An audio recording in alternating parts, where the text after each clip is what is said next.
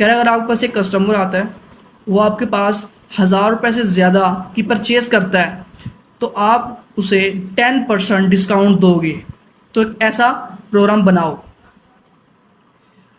तो उसे डिस्काउंट देने के लिए सबसे पहले प्रोग्राम को बनाएं किस तरह, उसको डिज़ाइन किस तरह होगा।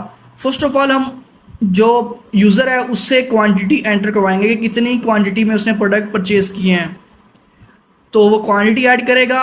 और जो फ़ी यूनिट है, मतलब एक प्रोडक्ट जो है उसकी प्राइस कितनी है, यहाँ पे लेट्स सपोज 100 है, तो फिर आप टोटल क्वांटिटी को 100 से मल्टीप्लाई करा दोगे, आपके पास टोटल अमाउंट आ जाएगी। उसके बाद आप सब कुछ देखोगे आपको कितना डिस्काउंट देना है और किस तरह देना है, उसका हम प्रोग्राम बनाते हैं। चलें स्टार्ट करते हैं। सबसे पहले हम नेटबीन्स पे जाएंगे।